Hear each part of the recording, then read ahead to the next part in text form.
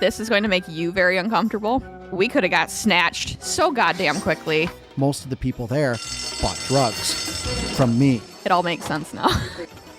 Red Roof Inn? No, a Knight's Inn. Oh, even classier. My dad wants to know how old you and your sister are. That motherfucker has to register by zip code. And I was like, oh, that was weird. I was court-ordered to see 2 psychiatrists and a therapist, except for they did say I was amazingly well-adjusted, which is a fancy way of saying, this motherfucker's in some fucked up shit. My friend Valerie says I have amazing coping skills. And I'm like, that's a very kind way to put that. Because I asked him after he spoke with me for 3 minutes after talking to Mom for like 2 hours. If you just want to fuck my mom, that's fine, but why do I got to be in the room? Of course, you mess that up, it can kill her, so you got to be really careful on how you dose it and how you time it up. Do people really live like this? And if you're really, really good and Mom and Dad have like a lot of extra money, you could get a 15-cent can of Shasta. Freaking kid was loaded. His parents, like, they had 2 working vehicles, one for each of them. They had a garage door that automatically opened. Is that the one next to the KKK house?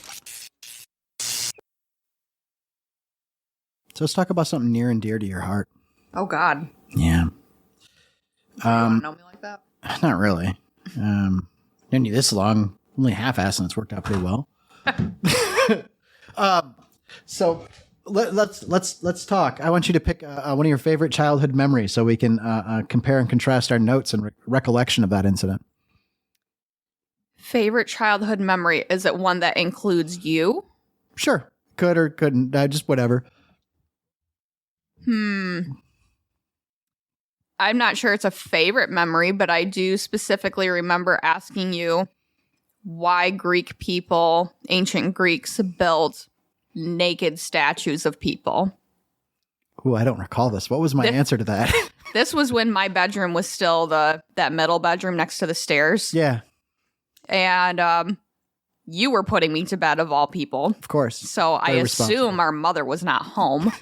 Safe assumption. Yeah, we already know Dad wasn't. Oh, yeah, that too.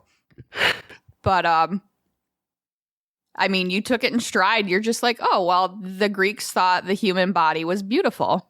And that was your simple, straightforward answer. But to my 7 or 8-year-old brain, I didn't know what that meant. And I was like, what?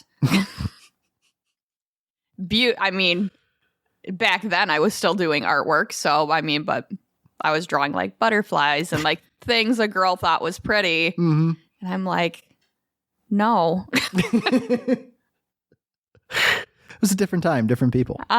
Yeah. And you'll also note probably a lot of Greek statues with men's penises, and all the sculptures were men. So you can go ahead and do some thinking on that. Then again, there was a patron system back then. So you got some rich old guy to sponsor you. I'm sure there was some form of payment exchange of some kind. I'm sure. Yeah. They didn't have dollars, so I wonder what it was. Awkward silence. That's very well. Oh, yeah. So,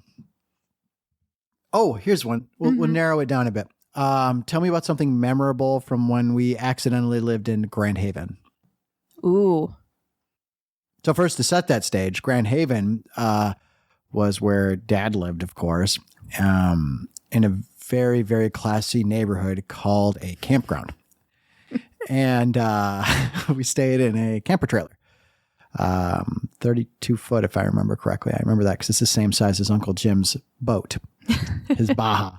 So different lifestyle. Very different, very different. One called it a home, one called it the drinking spot. So they both did drinking at both 32-foot devices. I mean, by our standards, that boat was very livable. Oh, very livable. Oh my God. It had a fucking bathroom. Had a fridge. This boat has a downstairs with a door and curtains. It was insane. Sir, what is this yacht? Exactly. And then meanwhile, him and Uncle Jim and his wife are looking at us like we're the frickin' Clampets. Yeah. Yeah, because you're over there at the shore. Where was there? I'm going to get some worms so we can go fishing. What? Man, I'll never forget when Mom and when he was still married to Aunt Linda, we ran to the grocery store real quick to go get some stuff for dinner. and I was eyeballing this remote control, like little inflatable raft. And it was in the checkout because it's a rich person grocery store. So they have fucking RC shit in the checkout along with the candy. Absolutely. And I was looking at it. And Linda's like, do you want that? And I'm like, can I get this? And she's like, yeah. She's like, you could play with it down by the water. And I was like, oh, can I really? And she's just like, yeah, I'll buy it for it. I played with that for the rest of the time. Because that did not happen in our household. No. We could look, but we weren't getting shit. Yeah, we could look and not touch, by the way. Not touch. It was not, you could look, you can touch, but you can't have. It was, you can look. I'd prefer if you didn't, but you can look. But you will not touch. And don't you dare ask. But, I mean, the same sentiment was had when you bought me that beanbag Pegasus at the Blockbuster. Yeah. I was like, I'll be damned. He bought this for me. I was like, does my brother have adult money? Wasn't supposed to. Yeah, those are fun times. Yeah. That Blockbuster. They were something times. They were fun times were had by some. I won't say most, but some people were definitely entertained more than others. Dad always found a good way to entertain himself. He sure did. Yeah. Just wasn't there. I technically never answered your question. Yeah. Well, you kind of did with the Bing bag, but anyway. Yeah, that would probably be in the top 3. I mostly have like really bizarre, and it wasn't just being with Dad, it was being with Mom. Looking back now as an adult, I'm like, why am I in this environment? And why am I around these other people who aren't my parents?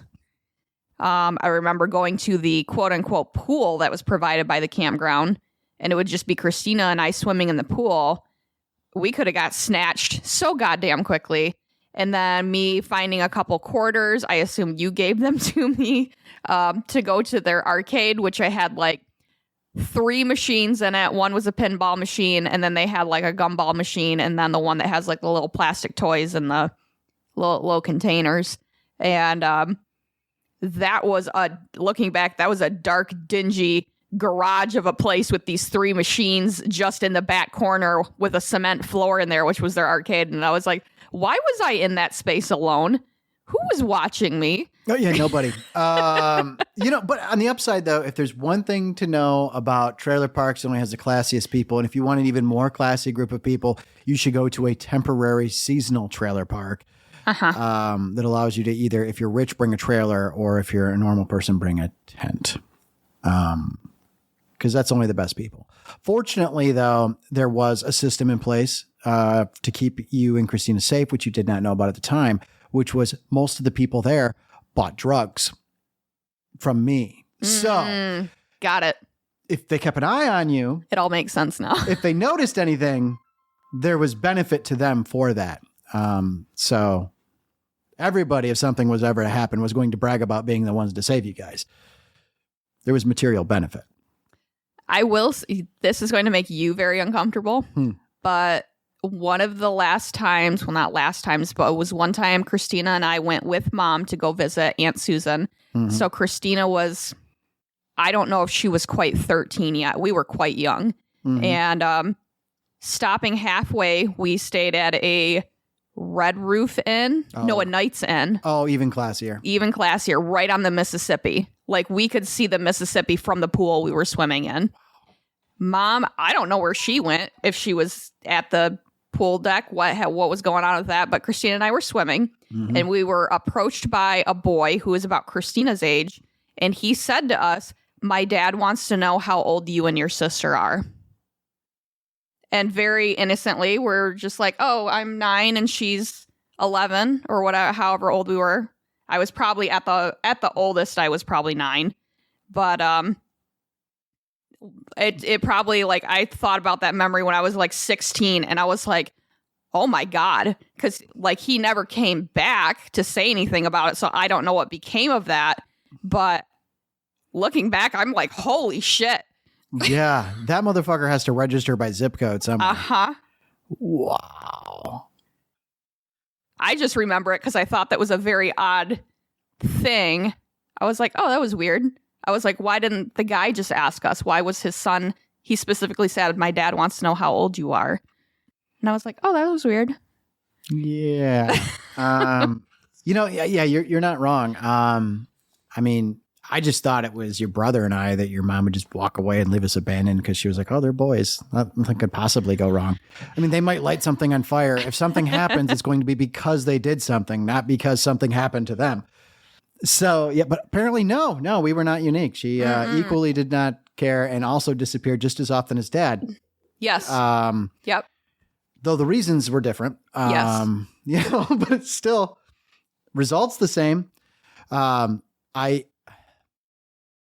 When I got in trouble when I was 15, I know it's strange. I got arrested. And the judge was so kind. I was court ordered to see 2 psychiatrists and a therapist. Oh. Yeah. Before sentencing.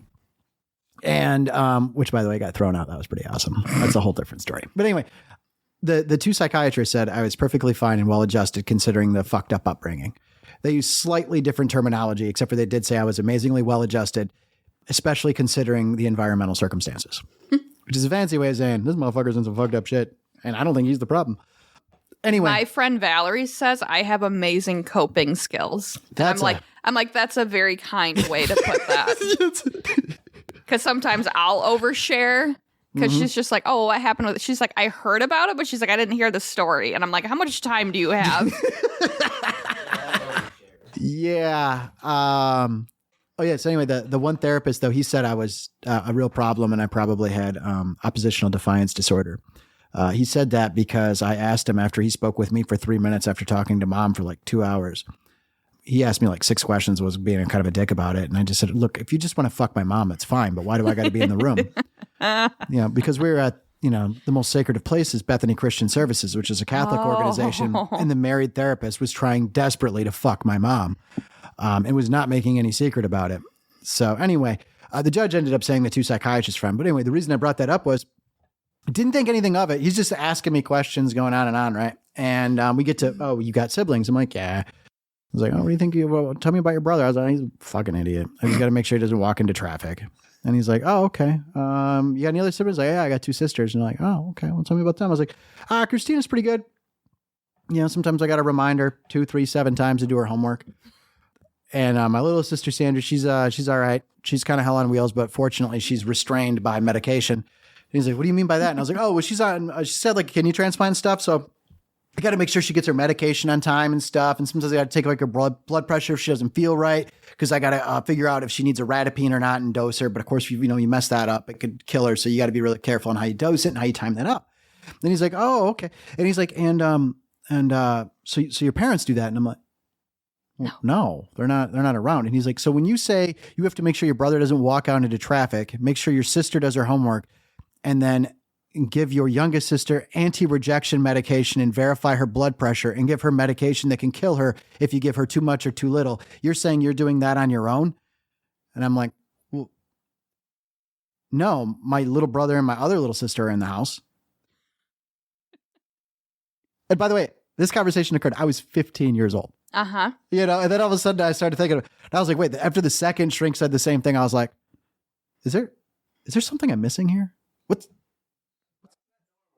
What's going on? Why is everybody looking at me like I'm fucking crazy? And that's when I realized it is not normal to cook dinner and make sure that your siblings have done their homework, have clothes, and take their medication that is life and death. That is not something other older siblings do. That's my first indication. I was like, you mean not everybody's dad runs away and smokes crack and everyone's mom runs away and does something to pay the rent or whatever? I don't know. That's not normal? Huh. That's weird. I just thought that was normal and it was just TV families that were different. Yeah, when I was in 4th or 5th grade, this girl named her show and tell after spring break was talking about how their family went to Disney World. And she was showing like all of her souvenirs that she got. She had this beautiful silk kimono from her Chinatown visit and all this stuff. And I was just like, what?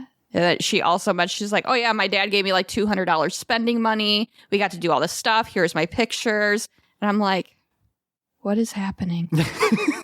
That place is real? Yeah. I thought it was magical. This same girl with it, because she was new to Fremont, either that year or the year prior, she actually invited me and her group of friends to her birthday party. So I got to go out to the house, which was near Fremont Lake. Her dad built her a fort underneath their willow tree. But it wasn't a fort. It was a tiny house that had a second story in it. It had you climbed a ladder to get up to the second story, and it had open and closed vinyl windows. And it was sided and had a shingled roof and a real door on the front of it. And when we had our slumber party, we slept in the clubhouse. The 5 of us, I still have that picture. I shared it on Facebook about a year or so ago that I had finally found it. And it was all of us in our sleeping bags upstairs. And I was like, I remember I was blown away by this. And I'm like, do people really live like this? I didn't have words because I didn't understand. Yeah, it sounds nicer than her house, actually. It was. So wait. For clarification, there's 5 of you? Yes, 5 girls altogether. Well, with there's 4 of us. So 5 total in the party. Yep. And you all slept upstairs in the fort. Side by side. Side by side. But there was room for all 5 of you on the second story. Correct. Of the fort. Correct. Right. It was probably like an 8x8 shed kind of kit. But I mean, it was built on a foundation. And the bottom part is where like they stored all like their yard toys. Cause you know, they had that too. Cause of course they fucking did. Mm-hmm. And then you could climb a ladder, go upstairs and hang out there. So. And then meanwhile, you leave there, and if you're really, really good and mom and dad have like a lot of extra money, you could get a 15-cent can of Shasta. And if they just got their taxes back, you could also get a Little Debbie. Oh, I didn't tell you the best part. So this was her birthday party. And because her parents were so normal and attentive, they took us to the book fair that was at Pine Street the next day for the weekend, which it was a different type of book fair that you could go in. I don't remember what the deal was, but each room had like certain types of books, and then you could do an activity in the room. And then, so it was, I don't want to compare it to a carnival thing because there weren't like games, but it was like an activity you did in each room depending on, it was like this thing I had briefly heard about in school because they were, of course, announcing it, being like, this is a thing we're doing like on this weekend. But that wasn't a thing our family did. It was like when they announced the fucking ski trip over the middle school intercom. I was just like, no, I'm not going on a ski trip in the middle of the day. Jesus. And so then when her mom's like loading us all in the vehicle after the slumber party in the clubhouse, I'm like in awe over this. And then we all get loaded in the car, and I see we're pulling into the school. I assumed we were going to the playground to play for the day because it's free. Mm-hmm. Yeah, of course. But we're going into the building, and I'm like, what is happening? And she's just like, okay, so here, I think she gave each of us like $5 to go buy a book and then do whatever activity we wanted or play whatever game, Duck, Duck, Goose, whatever they were doing. It was basically like a social event for children that was monitored by all these parents that were bringing them. And I don't know. It was I don't think they had done anything like that since, because we wouldn't know. We're not the target audience. We were not the demographic. So I don't know. I just remember coming away from that everything it was like culture shock. Everything was so different that their lives seemed so perfect, which I realize nobody's life is perfect, but they just lived so differently than we did. And their parents were so concerned about, like, at the end of the day, these activities were academic based. Like, yeah, we had fun. We, bought some books, we played some games, but all of it was academic based as a learning experience and a social experience. So it was, I don't know. It was not anything I had experienced since then. So until I got to college, basically, that, you're in such a specialized area for this particular education, and you go to activities for this particular type of education. Like it's. That's one of my friends. He was my rich friend. He was too. Freaking kid was loaded. His parents, like, they had 2 working vehicles, one for each of them. They had that house that had a freaking apple orchard and shit. And a pond. It was insane. Well, damn near a small lake. It was damn near a small lake. I mean, probably if we go to it now, it's more like a mud puddle. It's probably what it'd feel like. But at the time, I was just dumbfounded. It was just stunningly beautiful on 40 acres. And that's the pond. And if you actually walk back into the woods behind the alfalfa field, there's like a whole lake that they own half of. And then there's another private cabin on the other side that owns the other half of the lake. Just freaking beautiful. And I mean, the whole thing, I remember the first time I went there, it was like, where are we going? I don't understand what's going on here. Because you like pull down the driveway. It's this long ass driveway and there's these apple trees and stuff. And before you get to the actual house, they got it lined with pine trees before you get to their garage and all that stuff. So, they got privacy from their apple orchard. And I remember they had a garage door that automatically opened. Yeah. I was just like, what is going on? It's always those little things, isn't that? It is too. I remember when the Klomps installed their automatic garage door opener. I was like, they're so fucking rich. I know. It was insane. I'm like, that's an option. Yeah. Yeah. And plus, like, over at the Klomps, like, they had drinks that weren't just Kool-Aid. Like, they had like drink boxes and shit. Yes. It was insane. I'm like, what? This isn't a special occasion. You just have these to drink? What is this madness? Yep. And they had a playroom in the basement filled with all these toys that had a TV in it. Mm-hmm. And and I was super jealous because Beth had the water baby dolls. Oh. And I really wanted a water baby, but they were like the it toy and they were so expensive. And then finally I was still at Pine Street, which I think goes up to 2nd grade. Yep. And we had some sort of raffle at school. I don't know why. Gambling for children. It's important. I think it was like $1 a ticket. Maybe it was cheaper. It was the 90s. Who knows? Mm-hmm. But I put my name in, and it was for the girls' toys, and one of their items was a water baby, and I won the raffle for the water baby. Shit. And I lost my shit because, like, now I'm like, ooh, I'm hot shit. Like, I'm cooler than Beth Klomp because my water baby's brand new, and my mom didn't have to pay money for it. And I remember bringing that water baby to the campground and playing in that sketchy pool in Grand Haven. And my water baby didn't have a bathing suit, so I made her one out of my hospital socks that were always like real wide. Mm-hmm. And they had a pair of red ones, so I just clipped little arm and leg holes in it and slipped it up over her body, and it was like a cute little terry cloth bathing suit that just had the skid marks on the back to keep her from slipping if she went down the hallway. And I was just like, yep, this is perfect.